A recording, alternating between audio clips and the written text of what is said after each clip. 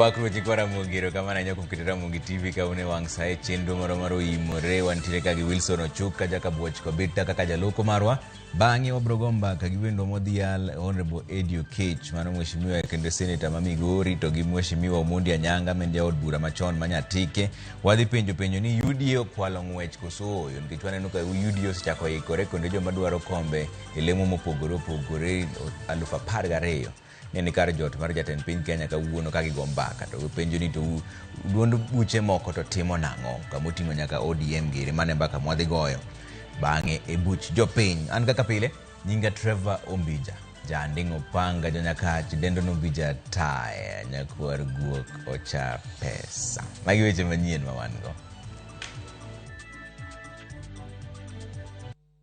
discussed and approved procurement of technology that we will use in 2027.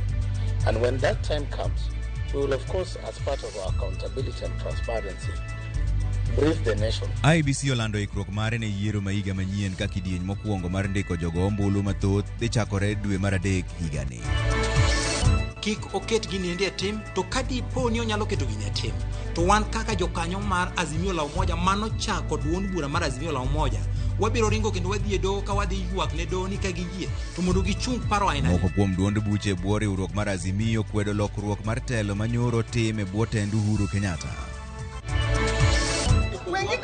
Even slept here because they have no place to go. We need to notify SHA that we've gotten to 550 and then to allow them access up to 800,000. Jotuo mag kansa e hospital ma Kenyatta ogolo ywak e nyim jagoro mongirore migawo mar thieth e wi midhiero magikale.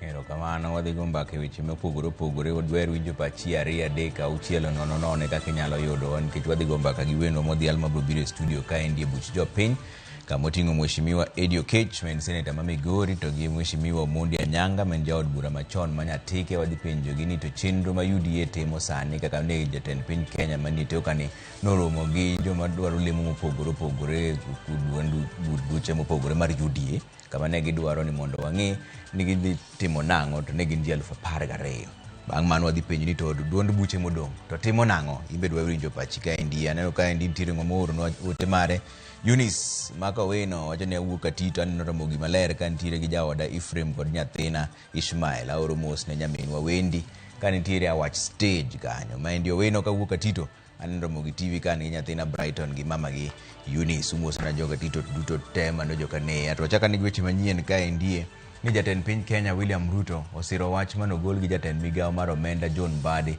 ni jo Kenya mayudo osara maromo 30,000 ka duogo piny ok bi chulo usuru ka mago mayudo siling 50,000 bende ka duogo piny ibiro duoknegi piny usuru ma gichulo. Nowuoyo kinde romo manokelo kanyakla jochung' gi duond bura mar UDA. Lydia Okeyo nigi ler mar wachni. Kar jot ma jatend piny Kenya e buore Nairobi kawuono noyudo welo manoya e konde duto ma pachoka. Karibu Rais UDA. Kazi ni kazi. Welo magin jogo mosenyiso dwaro margi mar chungi duond bura mar UDA makwangi oheo ji 12,000. Nimekuwa kwa hii siasa kwa muda. Since I was 29, I have been around politics. But I must confess that there has never been a meeting of 12,000 aspirants. It has never happened. Jatend piny Kenya William Ruto mabende en jatend duond bura mar UDA onyiso mor mare gi jokanyo mag duond burano ka bende otiyo gi thuolono mar siro okang' mano kawo gi migawo mar omenda kokalo kuom jatend migawono John Mbadi mar golo osuru ne jogo mayudo sara mar Sh30,000 kaduogo piny kendo duoko piny osuru michulo gi jo Kenya mayudo Sh50,000 kaduogo piny. 1.5 million working Kenyans will not pay any taxes. 500,000, another 500,000 working Kenyans will have their taxes reduced from 30% to 25%. That is how progressively we are going to make sure that we manage the cost of living. This Friday, nyinyi mnanielewa? Wakati tulifika hapa kulikuwa na pending bill ya mambo ya barabara karibu bilioni 300. We have paid, and I'm telling the people of Kenya and every contractor in the Republic of Kenya, mwenye ako na bill, ako na certificate, up to December 2025, we will pay all of them on Friday. Ruto poyo kenge ma sirikande osegoyo kabende osingo chako gedo mar paundeke manyien kapok dwe mar auchiel higani ogik. Kabende osingo chaka yanga chenro mar gedo mar gach reru ma Suswa dwe manyien. Chenro mowacho ni ibiro tim gi omenda jo Kenya to ok omenda mokaw hola e pinje maoko. The first place, as we privatize Kenya Pipeline, the first place we are going to invest is in developing the new airport. Na hiyo airport before June mutaniona pale tukianzisha airport mpya ya taifa letu la Kenya. Mimi nitakuwa pale Suswa tarehe 19 mwezi wa 3 kusukuma hiyo reli kutoka Suswa mpaka Kisumu mpaka Malaba iende Uganda. Tend UDA oseomo kuom josiasa maseogi ewi chenro mar somo kagiwacho ni midhiero manie sekta no nokel gi jotelogo mane ni apisi kaginto giseketo maine e bero sekta mar somo kendo chiwo omenda ne kuonde tiegruok mapacho ka. The people lecturing us about schools, about education, during their tenure, all these problems were manufactured when they were in office. Shida ya curriculum, shida ya no teachers, no classrooms. Jatend piny osingo ne jochung' gi duond bura mar UDA ni welo mag duond burano ibiro timie yo mahuyanga kod ratiro ma onge mibadhi moramora. Jogo ma osechwalo kwayo mar yudo tiko mag UDA ne laro kombe mag siasa oriwo ji 149 mageto kom gavana, ji 279 mageto kom seneta, 323 geto kom women rep, 1,372 geto kombe mag od bura, 10,230 geto kombe mag MCA. E gwenge makaluo, kom gavana ma Homa Bay oyayo Odoyo Wide gi Dr. Mark Matunga. Kom gavana ma Siaya oyayo Engineer Nicholas Gumbo kod Millicent Odhiambo. Kom gavana Migori oyayo Chieng Pamela Ngao Joseph kod Marwa Rebecca. Kombe mag od bura oriwo kaka mano mar Nyatike moyoyo Edick Omondi Anyanga, mane en jaod bura machon kod Fredrick Odiso Genga, kaka Rachuonyo nigi Ademba Karilas kod Obuya Kennedy. Bondo ni kod Thomas Andiwo, Kaugunja ni kod Oyugi Frederick e kind kombe mamoko e aluora makaluo. Kazi ni kazi! Lydia Okeyo, Ramogi TV, Nairobi.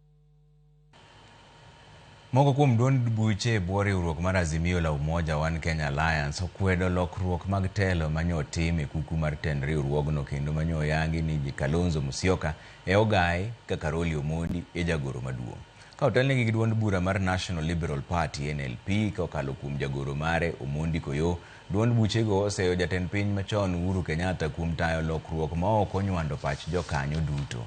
Bende gikwayo apis matayo chenro mag ndiko kod puodho duond buche pachoka mondo kik yie ketie tim lokruogego. We request the office of the Registrar of Political Parties to halt processing the changes since the publication contravenes the law. To jogi gine o gigwelo jokanyo mar coalition mondo ji olalre kata mondo ji osom paro. Gine gidhi gipondo ka gisepondo to gichore ni gikelo paro manyien ni mondo koro gilok leadership. Kato kawuono kendo gise gringo ma giketo nyaka gazet ka giwacho ni mano wende kaka en. Wan wachokore kar ka mondo wawach niya wan kako ganda no mano chako duond bura mar Azimio la Umoja One Kenya Coalition wakwedo weche gi kendo wakwayo Migosi Uhuru Muigai Kenyatta ni mondo luongo bura mar jokanyo mag Azimio omiyo wakwedo gini ndio kama mabor wamiyo registra ndalo 3 mondo okwed gini endi oko kik oket gini endi e tim to kadipo ni onyalo keto gini e tim to wan kaka jokanyo mar Azimio la Umoja mano chako duond bura mar Azimio la Umoja wabiro ringo kendo wadhi e doho ka wadhi ywak ne doho ni ka giyie to mondo gichung paro aina. Duol mar IEBC okoni onge fuok madhi bede yiero mapacho ka endi kendo biro pong' thuolo mag apisas ma osewuok e duol no kapok ochopo higa manyien. IEBC olando ni yiero maduong' biro timore tarik 10 dwe mar 8 higa manyien ka gisani to maino gikete manyo jombulu 28.4 kaka Walter Nyambaga lerono. Seche machok bang' jatatije mar IEBC Marjan Hussein Marjan gwetawe wiliet mag nyiepo mag gige lutombolo e kambi mar Smartmatic mawuok e piny Greece. Jakom duol mar IEBC Erastus Edung' Thekon koro kone jo Kenya ni onge thuolo mar fuok madhi bedo e IEBC kendo thuolo mowego ibiro pong' kapok higa mar 2027 ochakore. We really do not have much to discuss about this mathematics because we also hear so much from the press that whether I wish to confirm that it's not factual. We have not yet discussed and approved procurement of technology that we will use in 2027. And when that time comes, we will, of course, as part of our accountability and transparency, brief the nation. Lipot ma IEBC oelo ne jo Kenya kinde alama ne obagi Nairobi olero ni gisani bug jolutombolo ne kod ji maromo 22.1 ka gigeto kwan jolutombolo maromo 28.4. Ei kwan no IEBC okoni maromo jolutombolo 10,000 gin mag pinje ma ok 12. IEBC geto jolutombolo manyien maromo 6.3. That elections can only succeed if all of us play a role. Individually as churches, we have taken steps early enough to begin to address any issues that would show or would appear to cause the church to appear as though they are not taking action. Gigo ma IEBC oriedo timo kapok ochopo yiero maduong'. Gin yango ni yiero maduong' ibiro bagi tarik 10 dwe mar 8 2027. Kalendo mar chako siasa yanga biro chakore dwe mar 8 mar 2026. IEBC okoni nyiepo mag gige lutombolo kendo ikogi mondo gibed kare ibiro tieki kochopo dwe mar 5 mar 2027. IEBC okoni pong'o thuolo mag apisas mag IEBC dhi rume chak higa mar 2027. Komison motelne kod Thekon koni nyaka gitim duto mar duoko yie mar jo Kenya kuom IEBC masani ing'uro mana kutenga. We are good Christians. We are not those people they say we are. As we try to see how we can persuade the younger people, please help us join in this journey.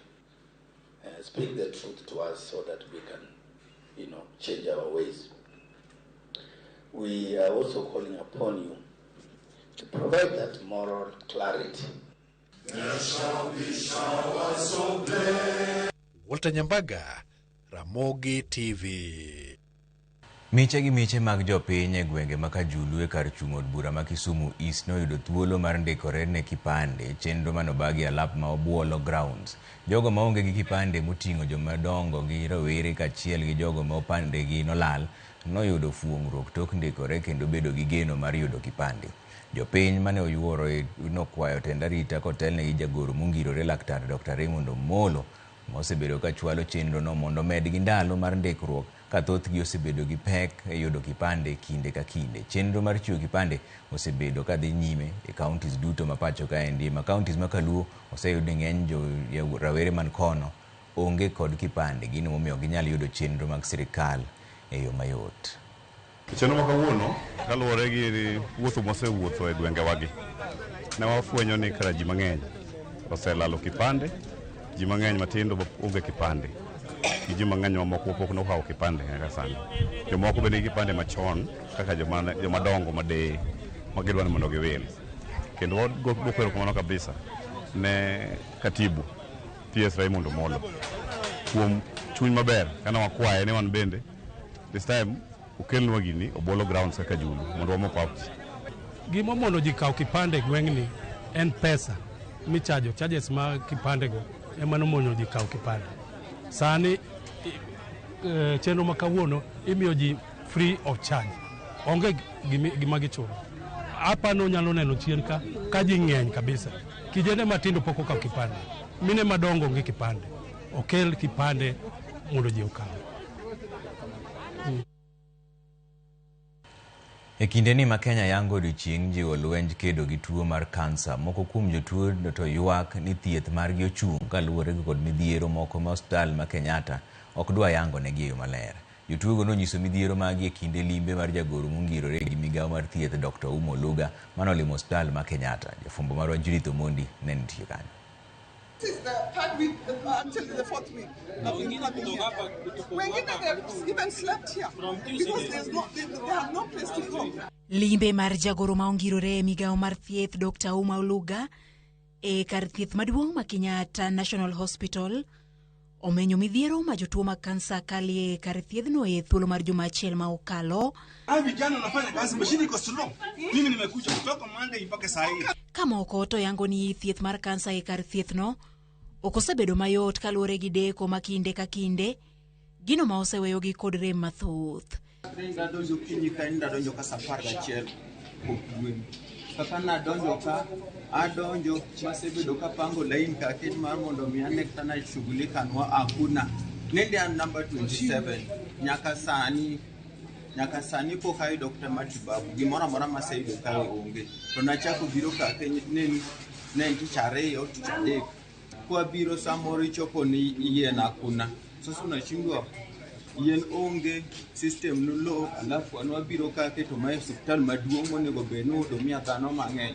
Dr. Uma Oluga kata kamano yango ni jotuo mag kansa kokalo e lai mar okumba mar thieth mar SHA osebedo kod midhiero kaluwore kod kit thieth ma giyudo, gino makaka migawo mar thieth gi sego bura kendo loso e tieke chuth. Often for patients who are taking chemotherapy, we have a challenge with the loss of fingerprints.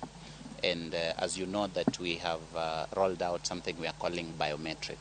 And so because of that, we have to have mechanisms for identification. I think it's just about a delay that may need to be sorted, and it must be somehow unique. Kabende Oluga ochiwo siem ne ute thieth maduoko jotuo mag kansa pacho bang' tieko omenda mar thieth mar 550 ma okoro kwayo ne okumba mar thieth mar SHA mondo med omenda nyaka 800 kaka ne jatend piny William Ruto lando. If any hospital is telling you that they are not allowed, I think it is important that you know that that is not true. Because right now we are even sending messages specifically to patients. What the hospitals have to do, and the CEO is here to confirm, the doctors are here to confirm, is to notify the Social Health Authority that this patient has exceeded 550,000 and please allow us to access. And it is in their contracts, and we have sent emails to all hospitals that have contracts. Edwe achiel mabiro, bende oyango ni gidhigo chapa report mayango nengo mar thieth kod yedhe duto ma itiyogo e pachoka mondo kony jotuo e yiero thieth ma nengone yot kendo ok duono okumba mar thieth piyo. Judith Omondi, Ramogi TV.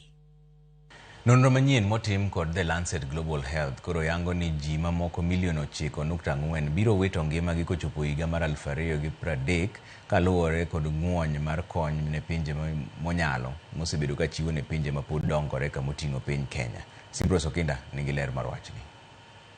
E thuolo mar higa achiel mokalo, sirikal mar piny Amerka osebedo ka chungo kony kendo wuok e riwruoge makonyo pinje madongore. Motimore mogik e chak higani en chungo chenro mag riwruoge 35 e bwo riwruok mar United Nations kod wuok e riwruok mar World Health Organizations. Mago kimedo kod pinje mamoko ma bende osedongore mosechungo kony magi ne pinjego, koro medo kwan ji mabiro wito ngimagi kochopo higa mar 2030.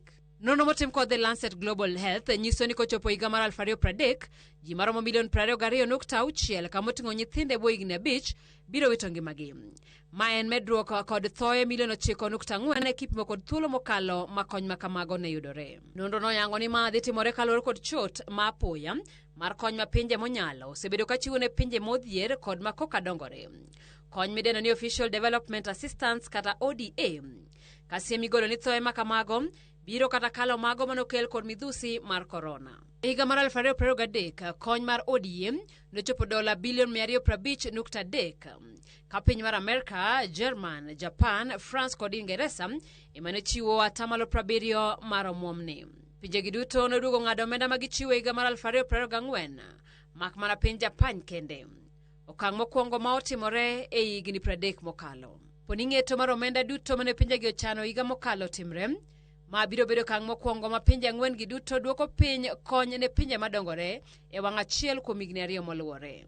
Riwruok maduong' machiwo kony e piny mangima USAID nokethi dwe mar 5 higa mokalo ka chenro mage ne duok piny kod 83%. Lal masani winjore tok chungo chenro mag USAID ochung' 40%. Ka pek mag achiedhnadegi dhi goyo ahinya pinje modhier kod madongore. Nono makamano omedo yango ni pinje mani kod joma yutogi ni piny kod ni ediere biro medo thoe moyo milion 4 kowuok e kute mag ayaki. Tuo mar kahera nyalo biro nego ji 600,000. Ka thoe mag nyithindo matindo biro chopo milion 2.5. Kwan mag iye ma ok ochan kaachiel kod golo iye e yo ma ok ber biro medore. Kamano bende tuoche moyangi ni biro nego ji ahinya oting'o tuo mar kahera, ayaki, achiedhnade mikelo gi iye, tuoche mag kor, nong'no, dhieo, malaria kod tuoche mojwang'. Simfrozo Kinda, Ramogi TV. Bas wadhi yo moro machuok kudogo bang' daka matin taneno oteu ka Kelly Kosumba wachani an Kindu Bay ka indika manga penjo na ni zoning koro onge yiero en 50-50 wabro penjo joma welo wabro biro ka endi mondo winjane ba endi ukidibo kani ulanda kata karwa ka endi ji onge gi kipande mosna jaoda maduong' Nora kod jaoda matin Morin kani oyani Masai erokamano machielo bende ntiere ka endre Ramogi TV ma endi Rolex Onyango kawuok Pany Komolo sirikal masani ni tiyo maler ne jopiny erokamano an oko jama mare antiere aora Jope awendo Migori aneno Ramogi TV gi dawa mos erokamano ahinya machielo bende ntiere ka mbijani ni maler an Elijah Okoth maro yani Masai mosna Edi kod Omuklela UDA gi ODM sani gin joka ng'ato sabiro mawane jothek kaka jopiny erokamano ahinya. Machielo bende ntiere Trevor Winji Makare kane dala na mar Kasiri erokamano ahinya. Neno Makamu bende wacho ni Trevor wagoyo ne erokamano PS Dr. Raymond Omolo mano boss na kuom chiwo kipande ne oganda luo duto mondo med president kura kendo sani kuro politics in Kenya in two way, either in Karuto gi Oburu or in Gachagua gi Kalonzo. Kaso tiko ni kuro mosna osiepna Edi Muok mano ODM youth leader gi osiepna Manyatike Omuklela mano Makamu Edi to osedonje studio ka. Anno kama chielo ntiere ka endi kendo ka koro wadhi piyo kapok wadhi yweyo ma Trevor wach thieth dhi marach sirikal okon jopiny wach mar SHA nitiere hospitende ma negimiyo SHA nikech irregularities ere gimomiyo japiny machulo SHA nyaka hinyre nikech specific individuals mano bila shemo to mar DCI. Collins Obuon wacho ni Trevor Mbijataya ma endi Collins Obuon kata ker mar chokora Kenya mangima Trevor Ramogi ler wasiro Ruto wan kaka chokora Kenya ka mangima mosna Omuklela wuod Nyatike wamor kode kasto gi Edi Muok ratego erokamano ahinya. Bas waduogo bang' daka matin kik idhi mabor ahinya.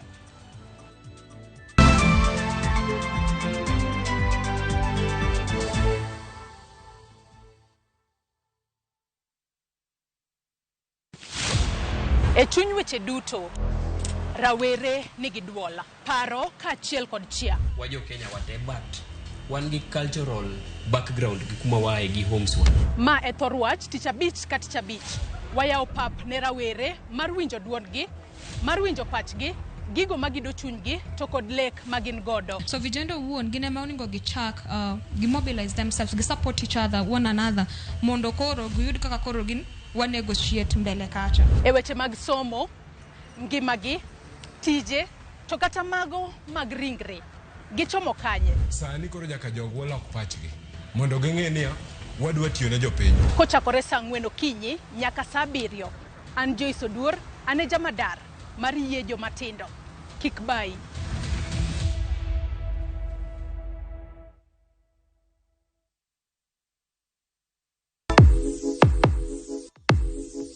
Donje piny manigi nyadhi, kama gimora mora nyiso sigana mar kit nyadhi momedore. Kochakore kido kod tim oganda, wuodhe manyangafu materie kuonde moyiedhi e kind mamoko. Tudri koda an Simtos Okinda kateri e wuoth moyiedhi no nikech ngima idago dichiel.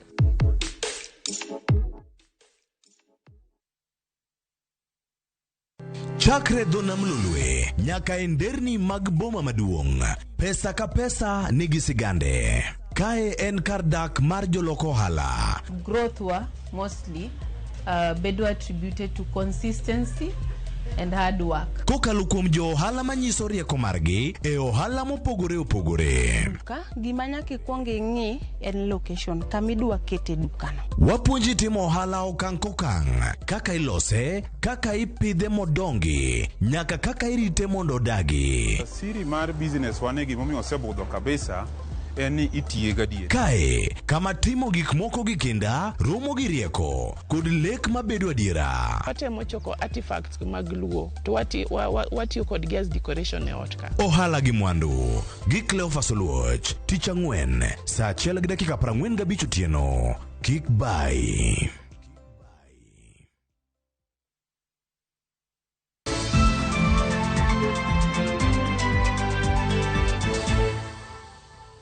Kamano kumketera Mogi TV kandi masira mar mach nomuoche kar nindo mar rito nyithindo ma Mama Ngina e alwora ma Kibuye boma ma Kisumo.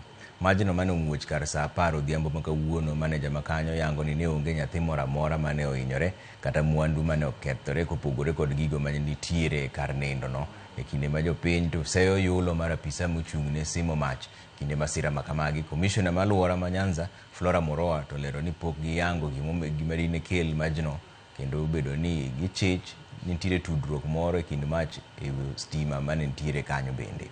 Nyithindo ma kwan giromo 58 noter kar jot mar nyithindo ma Agape e boma Kisumo, ka maneja margi kod jotelo moko koro kwayo kony moro amora minyalo imigi. Yambo mana bang'e matin ka nyithindo osemadho chai magodhiambo to jatich achiel a caregiver ywak ni moto to ka wadhi to kobudho. Luckily enough or unluckily enough en kar nindo mar nyithindo ma obedo raised down the first floor. Nyithindo are safe. Wan gi nyithindo 58, 20 of them living with total disability, but we have managed to evacuate. Wago erokamano ne our sister Agape okao nyithiwa kendo kawuono kuno ema gidhi ninde. So my request to the county government of Kisumu, waonge emergency team mantiere around Kaindigo. De ong GRS, Kenya Pipeline, gi private sectors mane obiro momedo firefighting equipments. County should prioritize emergency in Kisumu County. It's being suspected that it is an electrical fault, but we are yet to establish that. I want to call upon the people living around this place to, first of all, I want to thank them because they were the first responders. They have helped us a lot. All come here to save this institution.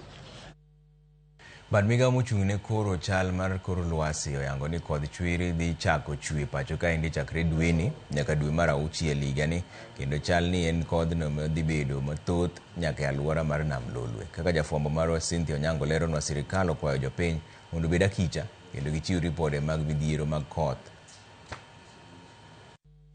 E lipodgi manyiso chal mar kor lwasi, ahinya e koth chwiri migeno ni dhi chwe pacho ka chakre dwe mar 2 nyaka dwe mar 6. Bad migao makoro kor lwasi pacho ka ma bende ong'ere kaka Kenya Meteorological Department oyango ni gwenge mag Nam Lolwe, Hoho mar Okak kod Imbo mar Kenya dhi yudo koth manidiere nyaka mani malo mokalo mohewo mapile. E lipodgi makende manyiso chal mar kor lwasi ahinya e koth chwiri migeno ni dhi chwe pacho ka chakre dwe mar 2 nyaka dwe mar 6. Bad migao makoro kor lwasi pacho ka ma bende ong'ere kaka Kenya Meteorological Department oyango ni gwenge mag Nam Lolwe, Hoho mar Okak kod Imbo mar Kenya dhi yudo koth manidiere nyaka mani malo mokalo mohewo mapile. Gwengegi uting'o Kisumu, Homa Bay, Migori, Siaya, Nandi, Kakamega, Vihiga, Bungoma, Busia, Baringo, Nakuru, Trans Nzoia, Uasin Gishu, Elgeyo Marakwet, West Pokot, Kisii, Nyamira, Kericho, Bomet kod kaunti ma Narok.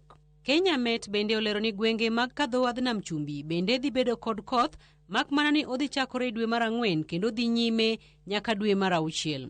Gilero ni lipot makama bende nyalo bedo kod chochni matin kaluwore kod yembe mahinyo futo kadho wadh Nam Chumbi. Kendo jopiny mawuok e gwenge makono kwa mondo kinde duto yud lipot makende moyiedhi mar odiochieng' kodiochieng' kowuok e mbui mar bad migao makoro kor lwasi. Lipod Kenya Met bende wacho ni chal makama bende igeno ni dhi kelo liet mopogore matin e gwenge duto mapacho ka pekne nyalo nenore gwenge mokwako Nam Lolwe, kadho wadh Nam Chumbi kod nyandwat mar piny Kenya. Average temperatures are expected over the whole country with increased probabilities over the parts of the Lake Victoria Basin, the coast, southeastern lowlands and parts of the northeastern Kenya as shown in figure 3. Potential impacts of the rains March to May 2026 season. I wish to say that the expected rainfall during the season 2026 is expected to have both negative and positive impacts across the sectors. Kalore kodma, gwenge mapacho ka igeto mar bedo kod oula mapek, tuoche ma ikelo kod chido mar pi, malaria kachiel kod tuoche mamoko, kendo jopiny okwa mondo beda kicha. The other impact in the western region is that we expect to have flood risk. We are expecting outbreak of waterborne diseases such as cholera, typhoid, bilharzia. Sirikal okwa mondo neni oloso oinga mag baro ula, odundu mag minyaga kod puko taka, apeini oger kendo tudruok obedo makare kind sirikal kod jopiny mar neno ni midhiero kedgo kapok okelo lal mar arieya. There'll be need to repair the dikes in the flood-prone areas like the Lower Nzoia and Nyando before the onset of the rains. Kaka yor kedo kod midhiero magie sani koro limbo e kor lwasi, sirikal oyango keto kare chenro mabiro konyo e kedo kod midhiero mag oula mapek kod tuoche kokalo e pogo net mag geng'o suna, medo yedhe mag malaria, jiwo kod bero pi mag tuoche matucho e kind ikruok mamoko. We are looking at measures such as proper waste disposal and management, larva source, distribution of nets, malarial drugs, and also testing kits. And we are also looking at strengthening surveillance systems for early outbreak detection. Jopiny kata kamano kwa mondo kinde duto beda kicha, orang ote mawuok e bad migao makoro kor lwasi, uket ikruok mag chako pur kendo chiw lipode duto mag midhiero mag oula kod koth mapek ma oko leo. Cynthia Onyango, Ramogi TV. Eric Musungu mawuok Likoni e kaunti ma Mombasa orwako dwe mar 2 gi hawi mar loch bang' yudo kanyakla mar duoko makare e juma mogik mar piem mar Sot Januari Kishabiki. Eric noyudo moromo siling 500,000 koluwore gi loch makamano. Owacho ni ochano tiyo gi omendano e yaro hand minode kachiel gi bago nyasi mag mor ne familia mare. E kinde ma piem no mar Sot Januari Kishabiki rumo, shabiki.com oyawo piem machielo motisi ni rubani wa mapenzi mageto yawo thuolo mane nyasi mar hera kata Valentine. Joloch dhi yudo 50,000 pile ka pile, ka joloch mar juma dhi loyo 500,000. Nilianza kucheza Shabiki last year, lakini this year vile kumekuwa na promotion ndio nikaanza kucheza consistently. Hii pesa manake nina familia, na nina watoto wawili ambao wanasoma. Sasa itanisaidia kwa kulipa school fees, alafu ingine ambayo itabaki, manake nina biashara ambayo nilikuwa nimefungulia mke wangu. At least nda boost biashara yangu kwa kumuongezea stock ambayo anafanya. Hii Valentine at least ndachukua familia pia nao waburudike na wafanyie kitu ambacho sijaifanyia katika maisha yao. Pia nao pia wafurahikie. Msife moyo, muendelee kucheza. Shabiki ni ukweli. Kama mimi mwenyewe nimeshinda, pia wewe zashinda. Usife moyo, endelea kucheza kila mara. Huwezi jua siku yako ita.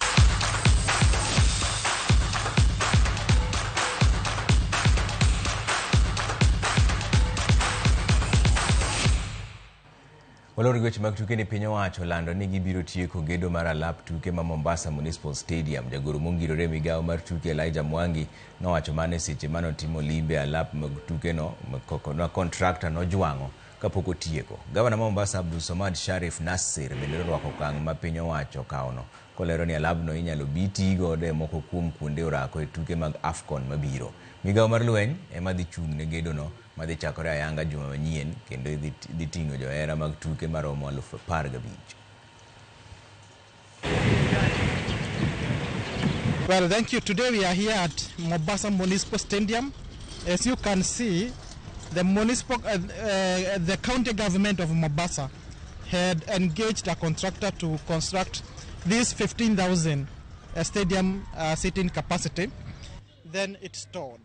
His Excellency the President has requested that we come, we sit, and we deliberate with the county government of Mombasa so that we can revive this project.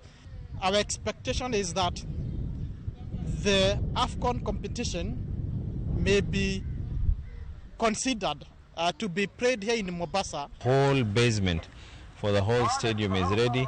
Now it's just the finishing, and we have agreed out of the spirit of cooperation and partnership, the county government will finish all liabilities with the contractor as of now, up to works that have been done and certificates that have been raised, and then thereafter hopefully the contractor will be able to sign with defense. There's quite a bit of work that has happened. We approximate this 35 to 40% work already done. So we are not starting from zero. What we have agreed with the governor is that in the next 1 week there will be a final account to empirically establish where has this work reached.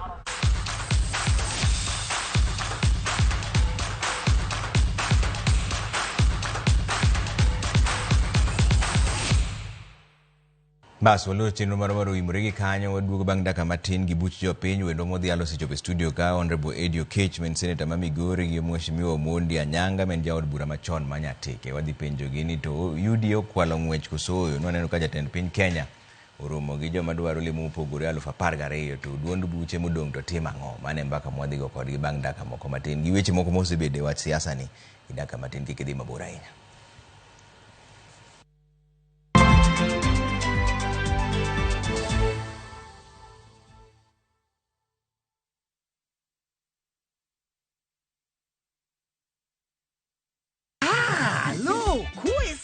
E gweng'ni, wach landore mapiyo moloyo ote mar pesa. Kendo nyiero en chenro mar oganda.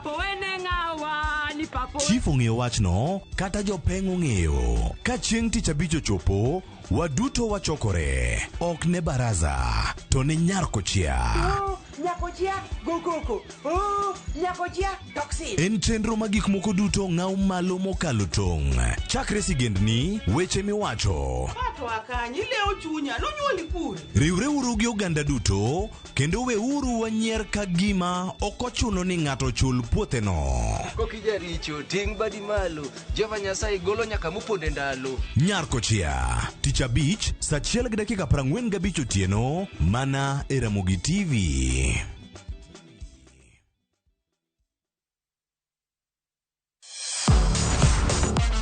Ne thuolo mar yudo weche tuke duto nyaka mopondo. mbaka makende mag jotugo kendo mag jomolony weche tuke. Can you believe it? Magite yudore chenro mar pau tuke. The 4.84 kilometers. Nonro matut kod gigo matimre manyien mag tuke duto mawuok e piny mangima. Tudri kodwa ngeso ka ngeso Ramogi TV. Kochakore saa 8 odiechieng' ka wami gik motimore pau tuke.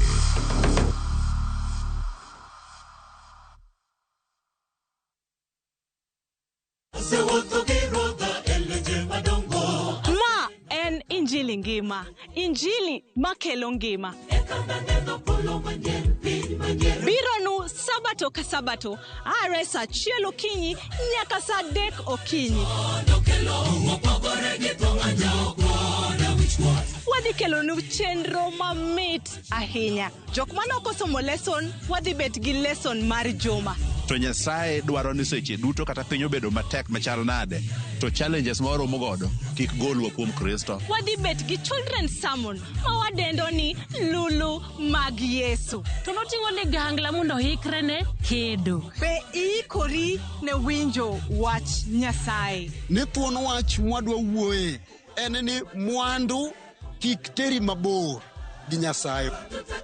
Wakelo jower mopogore opogore makelo nwa injili makelo ngima.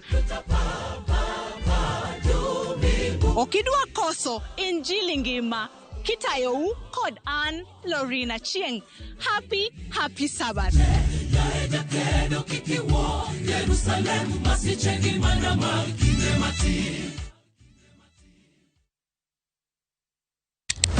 Piny igero kod mbaka, to kaka ndalo medo sudo, mbaka medo bedo mamit.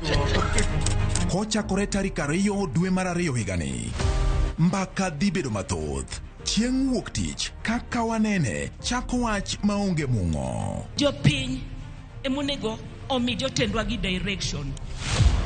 Tok saa 4, Cleophas Oluoch koloni weche matimore e piny Kenya nyaka saa 7 wang'e e chenro mar chal mar Kenya. IBC oket priorities ne right. Credibility mar election chakore gi kar registration. Chieng' tich 2, Sharon Ong'ao seto i gwengewa e chal mar gwengewa. Tich 3, George Bati pedho weche ayanga ka omanyo duoko, to in japiny ibiro wacha. Tich 4, Lydia Okeyo loko ni weche ohala kaka itime, yore mag loso omenda to gi yot mar timo ohala. Chieng' tich 5, waloro Juma kod rowere. Joyce Oduor choko pach jomatindo ka omiyo gi thuolo mar kengo weche magido chunygi. Kongo makwa Nairobi ka e Chest House student leadership kana wapingo the new funding model. Mana e Ramogi TV machiegni.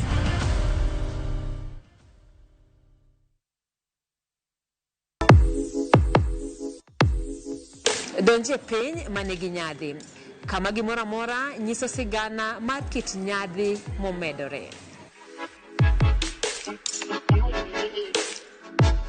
Kochakore kido kod tim oganda, wuodhe manyangafu materie kuonde moyiedhi e kind mamoko. Tudri koda Ansintos Okinda kateri e wuoth moyiedhi no nikech ngima idago dichiel.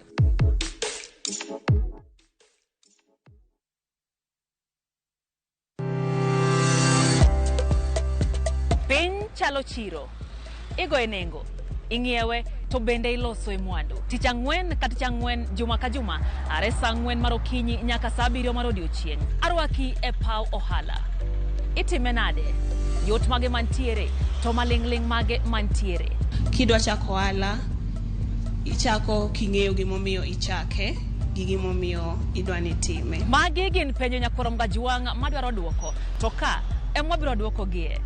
Siwinde mar ohala kod an Lydia Okeyo. Kik bai.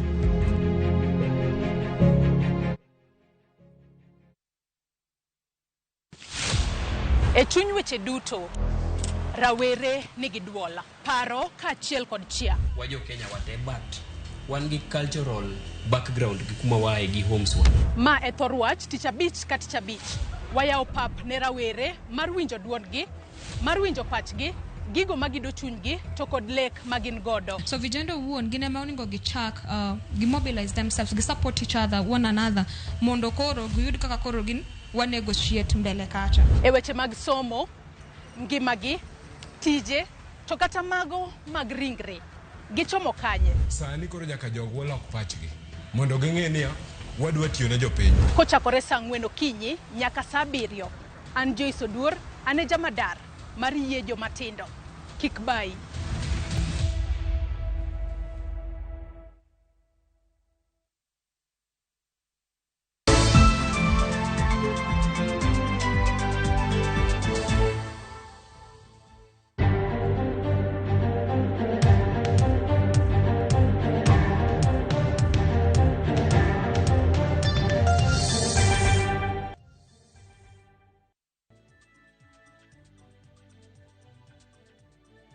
Erokamano kuom keto Ramogi TV kaendi macho chenro moro mar buch jopiny. Wendwa modhialo osedonjo e studio ka Mheshimiwa Omondi Anyanga ma en jaod bura machon ma Nyatike to gi Mheshimiwa Eddie Oketch ma en seneta ma Migori. Erokamano uru ahinya kuom miwa secheu. Mheshimiwa Anyanga chako kodi e wachni nikech wapenjo ni UDA okwalo ng'wech. King'iyo kaka UDA nigi chenro mage. Kawuono nuromo gi jatend piny Kenya ji 12,000 madwaro lemo mopogore opogore. ODM to pok ochako wachno. In ng'ama osebedo ka ng'iyo siasa ni ndalo gi te. Pangruok mar UDA ni ene momiyo UDA chanore yo maber kendo loyo weche mag siasa ka ODM to pod yulo koso gina maber. Kamano bwana Mbija. An Omondi Anyanga Nyatike mane kuma nyuola. To kendo ne diri ni an jaod bura ma Nyatike machon. To waduong' ana dok ne joka jana mero kamano. Kendo kwa ni mondo gichik itgi gimoro wacho sani. Kech gik mwawacho dipoko konyogi. En adiri bende ni wamoso gi odhiambo masani. Kaka jothurwa mawinjo dhok mwawacho. Kalore gi penj mipenja bwana Mbija ni UDA osekwalo ng'wech ne wan State House. Kaka achiel kuom aspirants madwa dhi okawo kombe gi chon gokinyi kabisa.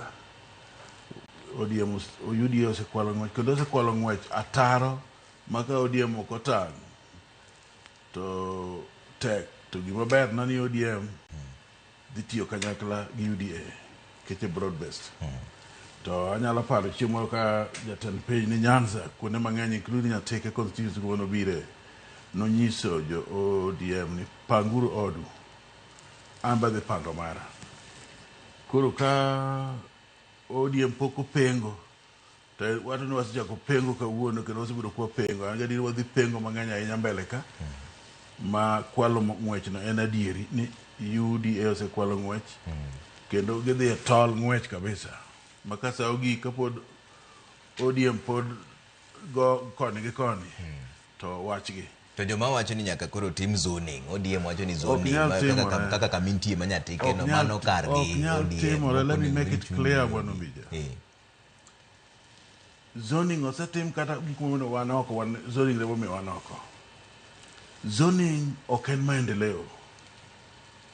Zoning pok nobedo maendeleo kendo ok en gima ng'ato practice. Osebed kitimo zoning to jothuo ma yudo pod ywak ni onge maendeleo ma leader mara timo. A very few people matimo maendeleo to thothgi mano timnegi zoning no. Kata mano benefit from zoning onge maendeleo ma gitimo ne jopiny.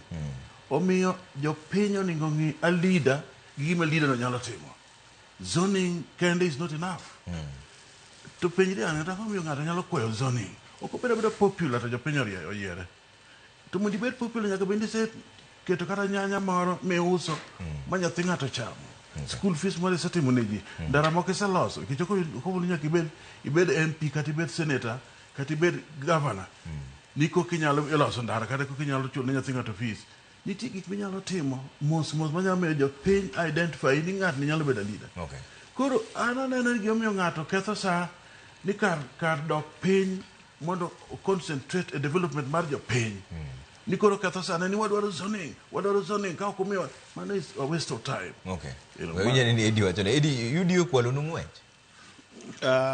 Mokuongo temo eno dhi maber ma Nyasaye oloso mondo wago mbaka gi jodalawa jokanya nam duto tapani ma bende e biro na studio kaendi e higani mokwongo pok abiro e studio maru kaendi asewuoyo joka Nyanam e studios mopogore opogore kaka koro Mayienga kocha Kinya paro ni nitie Ramogi kaendi e radio koro mi wakaw thuolo mokwongo mar nyiso jowinjo magu ni Nyasaye alamo mondo omigi ngima maber e higani kendo kony joganda mondo higani obede mayot ne ogandawa maloka kanyo bedo higa mokalo ncha higa mapek ahinya ne ogandawa kendo ang'e ni pod nitie rem gi lit ma pod nitiere kor gwenge opogore opogore ma chunya lemo ne ogandawa ni ka Nyasaye oyie to omigie jing'o kendo yawonegi yoregi opogore opogore e higani endi.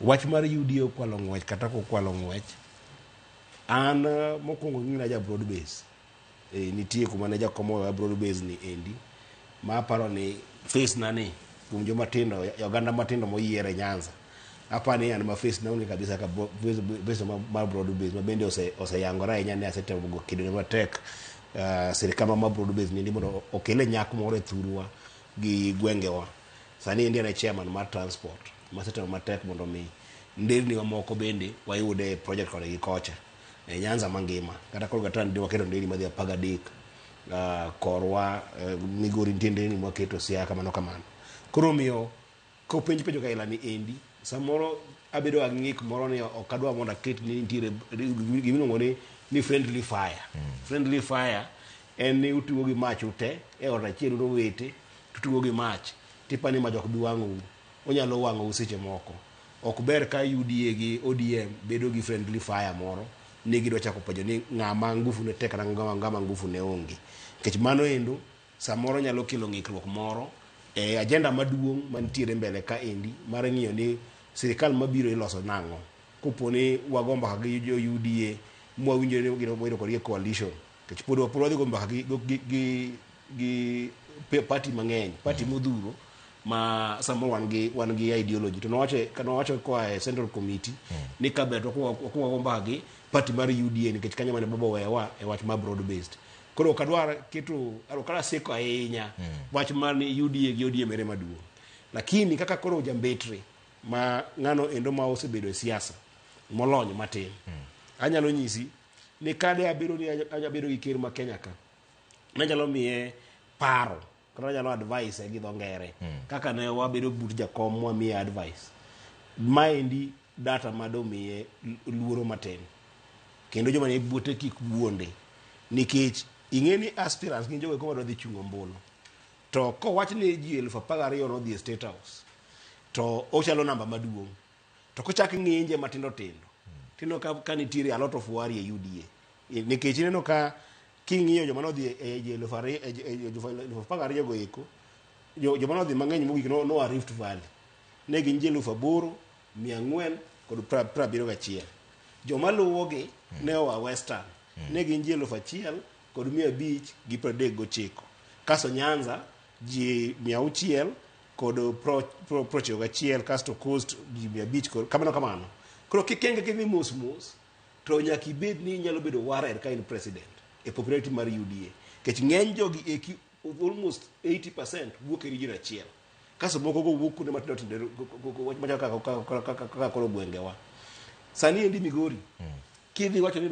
aspirant wan gi wards 40 joma dhi chungo ombulu ok ni dhi chungo ODM ka dhi chung kanye ward achiel ok nyalo ji matin ne 20 ward adi ne ji 20 ma dhi chungo ombulu mabiro ni wasebedo gi wuono Manyanga kaendi kendo wadwa Manyanga e siasa kata ma gin ji 10 nyiso ni e Migori kena joma chung MCA kende gin ji 400 koro kineno ka numbers gi eki gin kumoro achiel to nyiso ni an kaka jo ODM debe na ne jatelo e ODM kaendi ni aonge ne Koranti Central Committee kaka ng'ama tin e iye kanyo sani endi bada kawe advantage kich numbers maneno gi eki nyiso ni ODM otegno malo UDA kendo ka debe ni ODM riek to sani made gidhi gi organize maber magi gigolo koko gang'inga moko mano ka nitiere party matin gi eki gi reorganize data mano State House chanyoro nyiso ni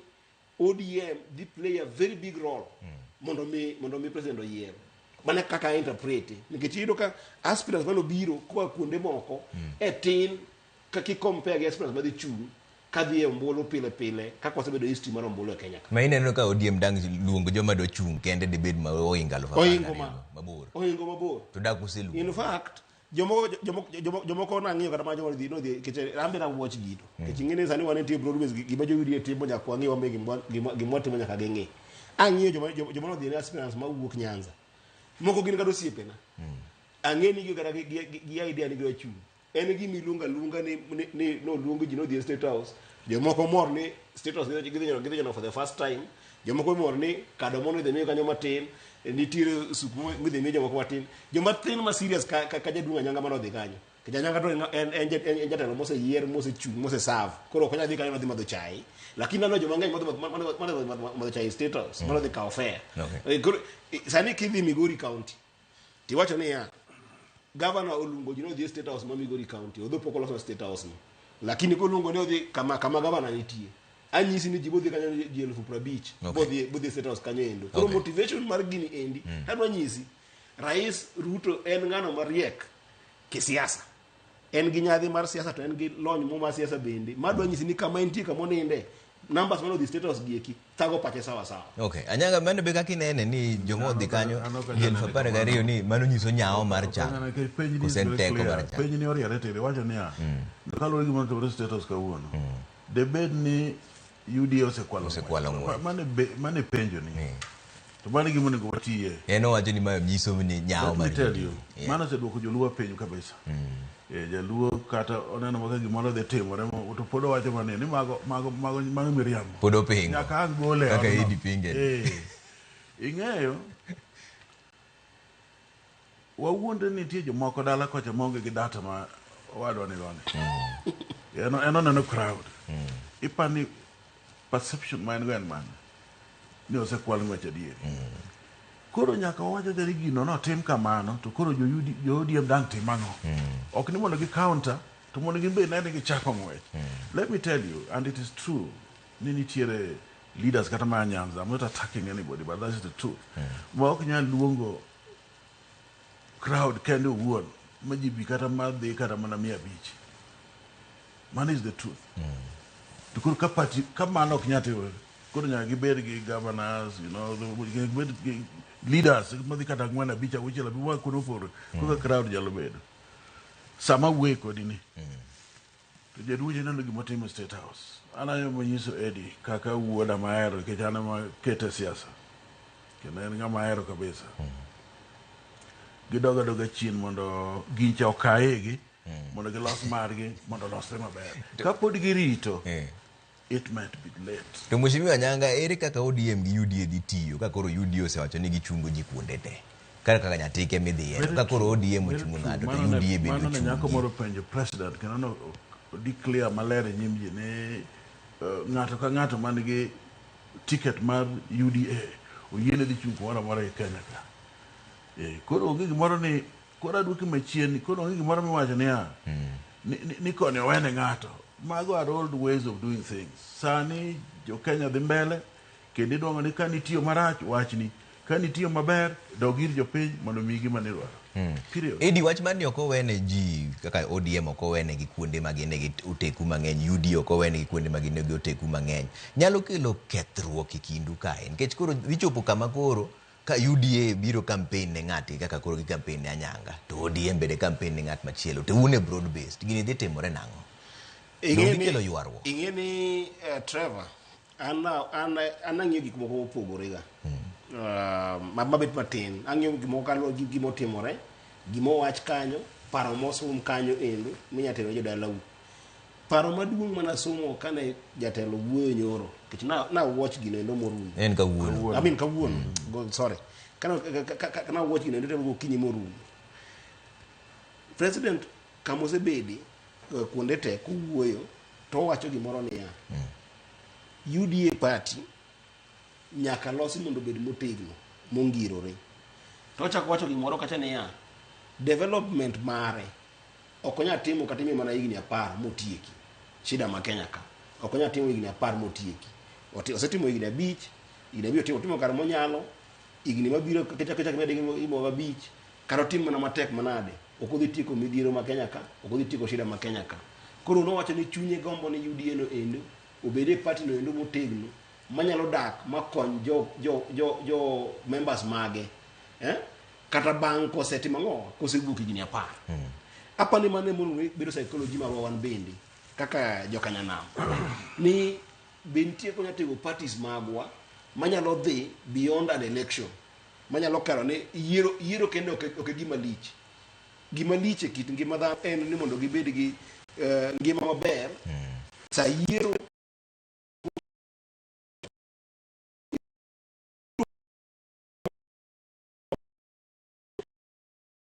osebedo matek ni ji dhi ginene bang' CBC ni endi kancha ji okang' machielo. Nitie nyithindo mang'eny makata jaduong' Anyango ng'eyo mantie nyatike sani ma mondo migi transition ma gidhi mbele education margi otamogi ka giwuok ka gidhi junior secondary ni endi piny obedo matek matamre gi nono. Nitiere kuonde moko counties magwa although mar Migori gore matek ma pesa biro ka romo jo Migori wacho ni pesa ok bi kecha pesa ma Migori kelo Anyango ng'eyo jo Migori ng'e na kelo pesa Migori kabisa lakini nitie counties moko pod struggle gi pesa mabiro omenda mikelo mondo mi ochopo i county pod bedo matek gigi kibedo mamotegno ka nitie duol mariwore ma kinde ka kinde make sure ni sirikal mantie gi check kendo gi make sure ni sirikal mantie ginyalo yuto ka dhi mbele kawuono an seneta ma Migori samoro higni 10 anya bedo na onge siasa kana anya bedo na dhi okang' machielo Jadunga Nyanga ne kana chako siasa Jadunga Nyanga ne mbunge kawuono ken mbunge to gimomiyo ogore no malo ka endi en ni go teku moro nyalo nyoga sirikal sani moyiro gimoro ten ngata achiel ana sirikal kata sani kata sani ne sirikal lakini en ngata di ngata achiel nyatiye kanyo kata jemo kadek to de wan gi chama motegno manyalo negotiate gik manya biro ne jowa mang'eny to chama no endo konyo kuma dhi mbele kuro gimomiyo ji bedo ga motegno mondo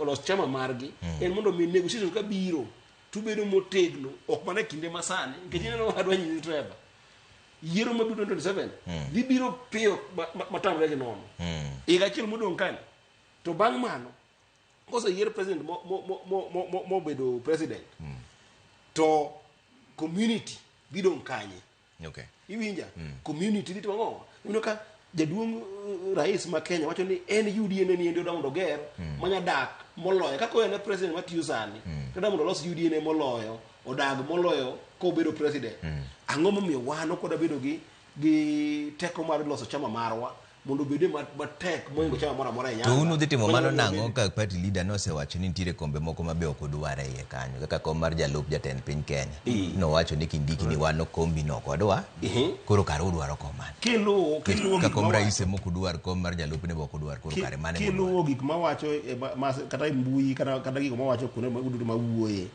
na wacho ni ODM en democratic ji nyabedo gi paro mopogore party leader mana kana keto Sifuna ya ngenge kaka wacho keto party leader genge party leader kuwuoyo to konya wuoyo kaka jaduong' Oburu owuoyo kaka party leader koro gimo wacho nyaka timo ng'o nyaka bed measure na wacho no kanja jakuja ido zumbi ngine dalawa mathuon Kisumu ni nya wacho era majo moko par ni gimi wacho no endo emani kare ana nyisi ni sani kumwadhi ye ODM eteko sirikal mantiere ni ODM eteko sirikal ni endi omiyo kwadhi yiero 2027 ing'e maber ni Eddie Muko chung' e broad based kendo asegora ne broad based ni endi giteko wate mondo jowa wang gimomiyo wachung' e broad based ni endi gi ber mondo kelo jo Kenya duto mar riwo Kenya duto te mondo wabed ni dongo Kenya dhi kor gwenge ma Kenya te ok Kenya Mkago kende ok Kadim ok game ok Ugenya to kuonde te nyaka kuonde mag Turkana ma joge wanitie iwinja lakini karwa support broad based to kwa the partnership 2027 one kaka jotelo ma Nyanza ma jo ODM wadhi 50-50 en se kand bar tiende niya kwa dhi wuoyo kodi ni wadhi bedo mesa wago mbaka kaka wadhi serikal mabiro ten sirikal no endo mabar neno endo chakore malo nyaka piny to sasa ndio kujabukuri niya ni wuoyo ni in idhi ni okidwa deputy president wan gi monyalo we nikech en realistic mondo mi wawe nikech mano nyiso goodwill en ni kom rais okoda gorego nikech kom rais wa support jaduong' Ruto kupono wadhi kod gi ang'o bedo piny lakini kose kalo kom rais gimoro ang'o mantie piny ka nyako yudi deputy president no endo emo chako go kech kanyo migoyo ombulu tino go ombulu ne president kende igo ombulu ne presidency koro 50-50 chako ne president ikanyo ne ya wami president wan koro mi wa deputy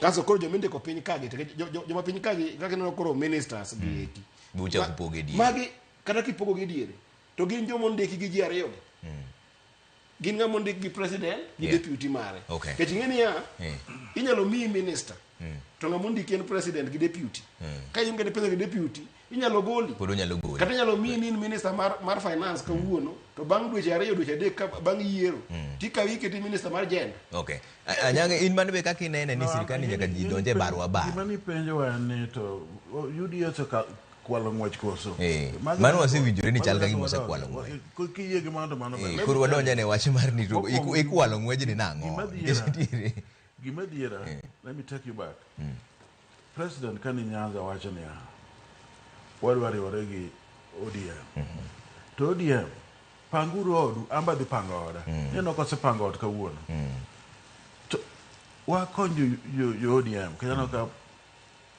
ok gipar maber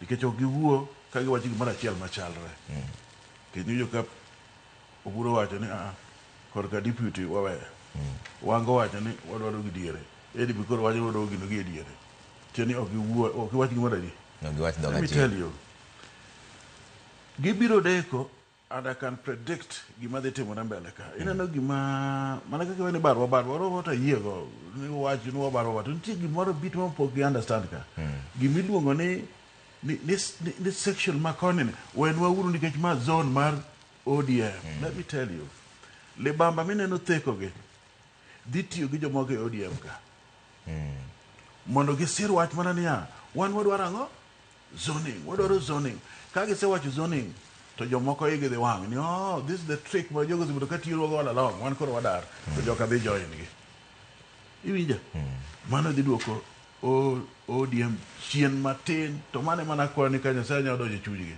to gi work on that nikech gin ok gine mano gin gineno niya UDA ok nyal formo sirkal ka ODM onge.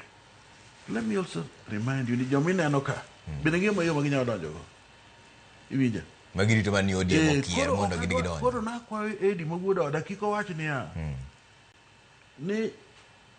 ni watemo negotiate gi ODM ni to kata bu negotiate gi jomoko kendo luuru ya achiel ma udhi achieve go goal maru madhi konyo joluo maka beto gi giwuok kata ng'at machielo giwuok gi UDA gitiegi joka boketo jo intelligence cheko gi ni to giwacho ang'o otieno giwacho ang'o odiechieng' giwacho ang'o kinyi giwacho ang'o gipare ji ok riek nikech ma leadership kendo ma politics to mheshimiwa Giruni chalo joma biro koro dak kamoro achiel kaka joma onyuomore to ere kaka koro in ka in dichuo to yudo dhako midwa dhi dak godo tiseketo gigi e ot te maonge kama osoe mare nikech koro un sani uchungo ji kuonde te kasocho nitie emane muwuodi ji dhi negotiate koro nyiso ni nitie ji eiu kanyo mibiro gochne gi mingiso ni kaka in inyalo gochni Anyange koni gini koro in manyo nyatike lakini wawene joodi idiyie gi wacho ok ni weyo dhi upiem to mane gima koni nire kaka upiem to utiyo kamoro achiel udhi tiyo nang'o to upiem mane kaka wache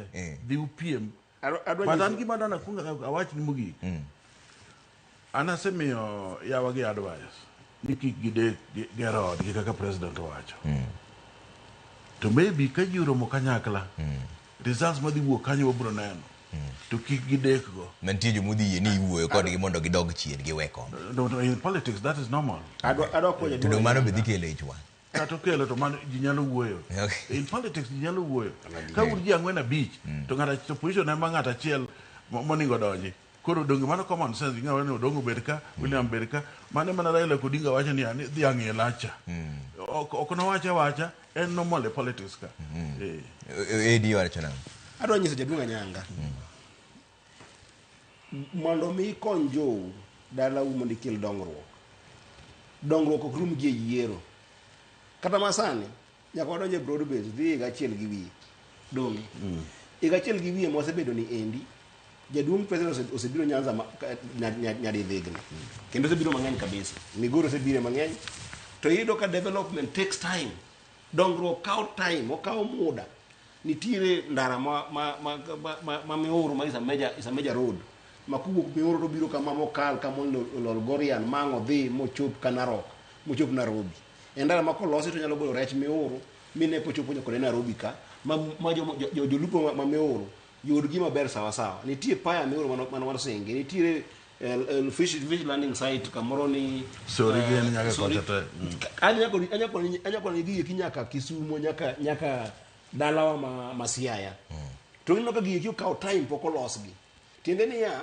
sami pango pa ti pango pa kaloro gi muya ma ungo ibinja maber treva kata manam pejo jwalo mpiro ngeni ya niti sami timo substitution to tinga mateni ka inja sana nyako mpiro manyaka rum koro gima nitie ka indie ni ya yiero oken na nyango yombo mbolo gi UDA kende yiero nyaka ingini ya ka usedonje od bura mar Senate kata to od bura mar National Assembly igni abichgi gimo manyalo timore be un gi numbers magu manyalo miyo ka koponi gimo ya moloko matin kama aendi to puno nyalo gik madhi ne jopiny kanti ya moloko kama aendi gimo yadhi ne jopiny omiyo gimiwacho mar UDA versus ODM oken wachno endo mar yombo mbolo en wachno endo mar ne kose yombo mbolo to igni abich go ko udhi timo ne oganda wango mondo yud programs mage kichando koka wuondi wach mazoni ando kangiyo numbers maneno mag UDA aspirants mano biro e dala mar State House kaka na ngiyo numbers to ka jadunga nyaka okrana mul number go kora munda mungi number go kana be buoge kana nyaka bendo to ngiyo japinyi kia mago japinyi kia number japinyi anyaka tamasha japunyo fo japinyi ngamarie somo onyo japinyi ok ngi mago ino japinyi gi mbui kata masani kama na yudo gi yudo mbui ma japinyi iwinjo ubolo doke iri japiny koro kiwacho japiny kia gigo ekoto mane reality ni numbers mane buka ni numbers mathin mogik e kuonde moko moingo kocha talo nyisi ka okitang kwano moko ka ndien kwano mar the yombo ombulu maduong ka numbers gi ki udhumo wang president ni awa an ke chadwaro kom manya tike kata dwani ke chadwaro kom kama kama we au wang president ni gik moko beyo ne UDA anyisi president ongeni gini nyiso gima rach mogik e UDA kendo 1 week ago president nowacho gi dhoge ni adwa mondo wadhi uru walos party mar UDA mondo bed motegno kaka ODM manyiso ni en owuon opimo ni ya ODM oingo UDA gitegno e Kenya mangima mane menyisi ya zoning to kalu okadechgo nikech gima nabas ginyiso ni ya jogo ekoma jo ODM dhiyombo jira dar Nyanza without zoning kata zoning bedi ne onge lakini gimonya kwa ajana manya kwa wan ganyanga kich wa kanyalo machiel en ya program mane manyalo konyo mondo wasir party motegno e kor gwengewa manyalo miyo party otegno kata kokora koponi gik moko lokore mbele ka bang yiero to jowa ok dhi gi lal e sirikal to maga gima jo moko tebende timo sani anyanga now Eddie Senator wacho ni president oseketo trips mang'eny e Nyanza kendo ne chiwo promises machalo ndara and others kata kuonde niam fish landing sites gini ni to moko pok otimore ndio maana kaka wacho development kao time koro kao time sani endi biro ni koro in future bende wabedo na position kaka development kao time tonya biro kama go mbaka ni gigo nyaka timango nyaka timo koro wanyisi ke chalo gimo oking'eyo ke digina bede parliament igni apar tikino nani committees midayo including my interior ma transport nyaka ing'e ni gimo se thiro wa Nyanza ka en leaders ma Nyanza including yourself ukiamanyo kaka maendeleo biro ne jopiny jokisicho eu kata other areas bo eu and this is the formula marani mundi winyi nyakubed in groups kudhi ka president unjie bicha uche la bria boro kudhi kambadi jiangwena bicha uche la bria boro tudugo ge chiemo no kutingo tudo na jopiny to un maru do ne mundu lidhi ngata chiel de tudugo nono ngata chiel de tudugo nono we ka ngata do de kende to kendo rat ne jomoko kendo mose to kata Migori and you know that very well koro mae mo mio por jo Nyanza biro bedo gi problems kabisa nikiki kiamanyo gimoro ka gin e group kidhi kata office of president sani inwa kaka jo northeastern obedo gin wabunge madhi auchiel te giwacho one thing giwuoyo one voice wadwaro gimoro mondo ter kanye lodwa kata wadwaro gimoro mondo ter kanye iluongo nang'o lwak kata kia iluongo elwak to giwuok gi gino sana iwinja koro nyaka lock your styles kaka leaders ma Nyanza mondo ung'e ni sama idwaro gimoro e sirkal nyaka learn to the mibede e mesa achiel gi sirkal by the time president dhi mwalo Nyanza to tich ne lando gimoro sugo decide kanye e mesa malo ka koro delays mina ni wacho go te une mukelo gi kaka leaders kitiyo gi formula manyisi no gigo bro dhi kochiwni ndara ino tich abich tisetugo in badika the following week to un ji madhi auchiel abiriyo aboro mijume ma kata Siaya kata ma Migori kata Homa Bay ubro wuok gi gine lweto man is my advice unu tiyo gi yo mane apani dongruok ingene jaduong' Anyanga nobedo bunge kapok abedo tapani ma idhi na bunge mokwongo tadiri ma Nyasaye niya sama wawuoye ni endi jogo yawa mantie bunge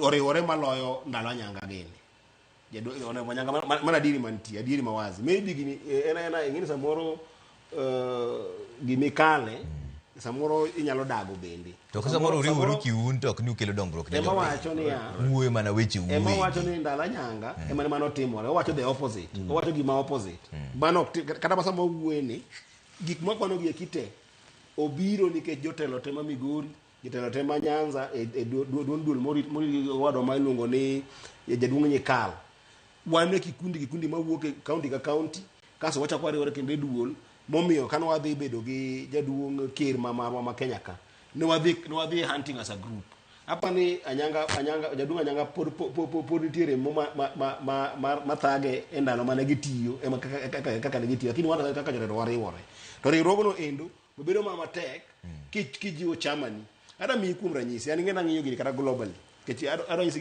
gima teko ka ndien wach ma budget kech budget samoro mo wache public ok adiri mantiere ang'o e sirikal ngache gidwa raise pesa madhi kata ma 2 billion to kama gidwa raise 2 billion no endo gi golo mana 1.5 billion do mano timore kaso koro budget ka mondo mi otem lose matin bedo matek koro budget ka teko budget en ni itime bunge titime go joma mang'o mantiere bunge ka chama maru ok otegno by the way kata ma develop finance kasa nitie Nyanza ng'eny gi no biro gi Raila Amolo Odinga kech Raila Amolo Odinga ne nitie gi wajumbe mang'eny at any given time manyalo influence budget mantie ng'o e chama kasa kadhi mana America sani no wuoyeni Trump e president to nyako negotiate gi jo Democrats makoya chande mondo mi okonye kalo budget nikech wabunge makoya chande bende tek maloya ng'o wabunge ne mantie Republican embe nyisi niya kidhi ni tek ni ng'ato yier onge Anyanga ng'eyo kama ber niya onge mjumbe mnya yiero mang dhi e bunge ni yiero Anyanga ka mjumbe manya tike to kochope bunge to msara ne moyudo odhi loso digo ndara mano miriambo okonya loso pesa okonya loso ndara gi msache no kwanza tin samoro en kode gi loan mar ot en gi loan kode mar mtoka ma by the time mamu jumbe dhi dala en gi siling 10,000 e fuko anyisi gini timo kata bunge mo antio kae mbunge mondo mi olos ndara mondo mi okel kata mana skul mono dala mondo mi mede pesa mar CDF nyaka gigo kale budget iwinjo maber to mondo mi gigo kale budget numbers magu miyo negotiate koro kidhi ni nja UDA moyier nyatike idhi go pap gi jomage idhi go pap gi jo Rift Valley kech mane kuma namba ni koro konyo jo Rift Valley mang'eny dhi wuok UDA kaso jo ODM matin ma Nyanza wawundo no emino ka zoning ni ende no kada wuoya ahinya lakini adiri mantie niya development wuok e bunge kaluwore gi bunge mang'eny ma ungo nyo ber ka party bedo gi bunge mang'eny to mana mino ka sani endi ng'amiluongo ni Gachagua cha sano riekore otemo mondo los gweng'gi mondo mi party margi obed motegno kuno obed gi wabunge mang'eny kata kokero presidency to kidhi kal budget e bunge to ginyalo chungo sami chungo budget no endo to rais masano bonyisi ni yawa wabio no obed mesa wawuo sami biro wuoyo no endo dongo ka oponya otero kor gwengegi omiyo chama kikwa tuggo chama wani endi en oduonga ya Nyanza lakini bende en chama no endo ma osebedo accepted e kor gwenge moko e Kenya mangima malo chama moko duto te. Obed accepted Western mango kuonde te, obed accepted Northern Kenya te, o accept chama waniendi, ji oyie kode coast te. Koro kwa ng'ike ni mondo mi ng'ata chielo dhi e bunge. Ni tek ni ng'ano yier dhi e bunge. Onge gimo dhitimo ni e bunge kanyo endo ka onge gi chama moko ma dhi konye mondo gisir wach development gi ket weche budget. Okay. Anyanga kakoro watiyo kun get sadhe matek. Gima neno ombija adona nyisi ni wan gi problem. Wan godo ni jalunga ma ok winj puonj. Iwinja. Ingina ba bende jumbe bunge kendo ne wan gi ulo ni duol. Masani ni kalo tela. Kendo kata ni kalo ne wan go bunge. To nyaka ingeni problems ma affect Siaya, opore ma affect Kisumu, opore ma affect Homa Bay, opore ma affect Migori. Tabu magin got opore kabisa. Omiyo kusebede duol, muwuok gi nyikal mudhi udhi status for instance. Udhi vitimo gino kaka duol. To kade be nutime kamano, ur kaka jo Migori, kaka jo Homa Bay, leaders ma kata ma Siaya, nyaku lidhe ka un leaders ma Migori kende, kata ma Siaya kende, uchaku dhi bedo gi ker piny. Gima ne wakelo ni cha. Ne wakwayo ni priorities ma wan ga na achiel, ariyo, adek, ang'wen. Let me remind you. Mana yiego. Onge maler, ni kibulo ni Lower Kuji irrigation project, akelo kata na okan kata minister. Dhi nyime nyaka sani. The only irrigation project e Nyanza mangima kendo matiyo kewe oloch Kimira. Iwinja. Kendo nge maler, ni yo ma Nyabusawa, madhi nyaka Sori, akelo gi president muluonga name stema ne pinyni. Ate munyisi ni ya, ka ina leader, nitie samoro minyalo wuok kabisa, kese nwango gi madhi ariyo adek ang'wen ma colleagues magi, to idhi wuoyo go. Tukoni giro mane wa present kacha. Jodala wa hinyore. Release na yo 45 kilometers mondo di Kanyakla. Iwinja. Mane kaketimu, mano watimo guchien, mano watimo gi Wandai, mano watimo gi Mbadi. Iwinja. Magik mane wamanyo diere go watimore. Nyaka gi land nit ka gisetero tabu gi as a group, to nyakoro gi wuok kegen kaka areas magi ae. To gidhi gi wacho margi cha. Sawa. Wach mogi kasa biro iri modi tieki. Wach mogi miwe godo jopiny. Anyanga. Akwayo ni mondo jopiny ma Nyanza te. Owich wach mane Raila Amolo Odinga owegi go. Miluongo ni broad based. Mondo giti kanyakla gi President William Ruto. President William Ruto oyie tiyo kodgi. Maganda bura mane wabedo go machiegni ni. Oro mana signal ni please wan wasechako umbe losuru odu mondo kata warom. Sawa. Mogik kendo jothurwa onego bed gi kwe. Kendo gibed gi hera. Kendo giket Nyasaye mbele. Kendo ging'eyo ni leaders tatata ma ok ng'e wang' japiny. Ogi gima japiny onego timgo. Ero kamano. Idi. Mokwongo adwa mondo amed siro na kawacho ni ya. Jotelo masani endi oriwore. Kendo gikungirore kaka counties magi, kaka Migori, kaka chairman mar roads. Asekawo jo Migori, jotelo ma Migori te. Madhigo iri jaduong' Chirchir man CS mar roads. Momiyo nderigo igo te odonjo idala ma Migori. To kana adhi kamano endo nikech chairman mar roads e Senate kendo national, bende wasetimo mano endo gi jo Siaya kaka jo Siaya, jo Kisumu kaka jo Kisumu, jo Homa kaka jo Homa Bay. Momiyo programs gi odonjo e sirikal. Koro ok en adier niya jotendwa ok oriwore. Giriwore en mane sani endi kuma wawuoye en wawacho wachno endo mane ka jidhi 2027 UDA gi ODM dhi dak nang'o. To anyisi niya an wasegora ne broad based. Lakini kuma adhi tiyo gi kizungu mo ni either or. Eneni gini nyaka be wachane gi dhulumu na jopenjo wi. Either or tiene niya nyaka to wayud koko dhi chung president ma wasewinjore ni ka wadhi wuoyo gi jo UDA maber mondo mi wasir jaduong' Ruto. To nyaka to mi wang'o deputy kaka ODM. Kaka chama mar ODM. Koro mi en ma kata ma. En ma kata ma. To wacho ni kowuoyo gi UDA nikech wasewacho ni koro mar president to wadhi wene jaduong' Ruto wasire nikech wantie kode e winjruok maber e wach ma broad based ni nikech odhi alo gimo konjo adier ni idhi e winjo gi ng'ato to en bobede kom to yamo ni mae kom no endo mano ok realistic gi dho ngere. Iwinja ok en gimo ma nya timore.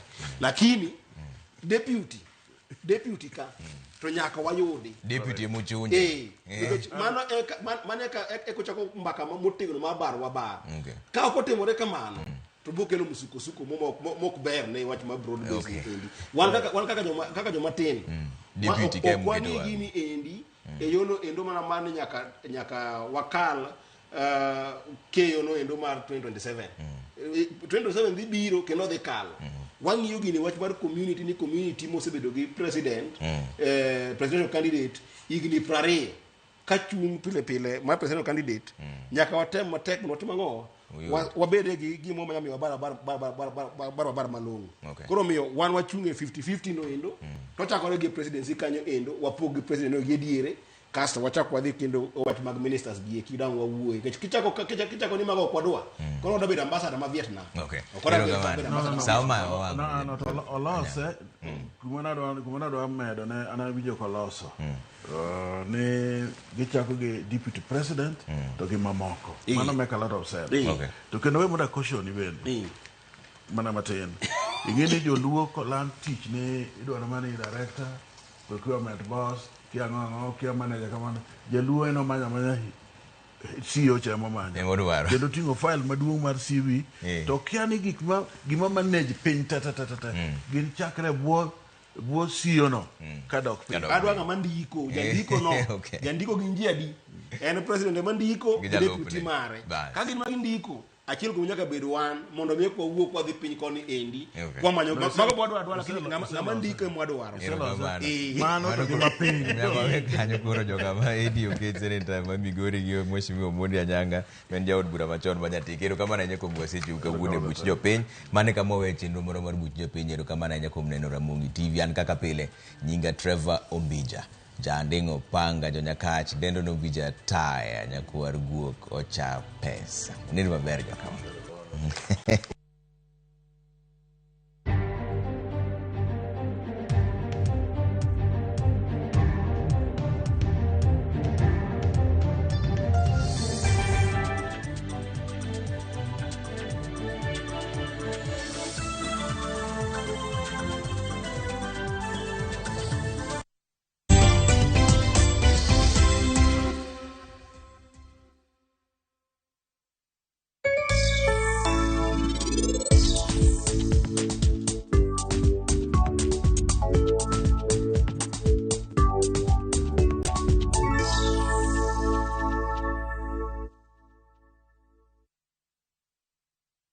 Chakre dho nam lulwe nyaka e nderni mag boma maduong', pesa ka pesa nigi sigande.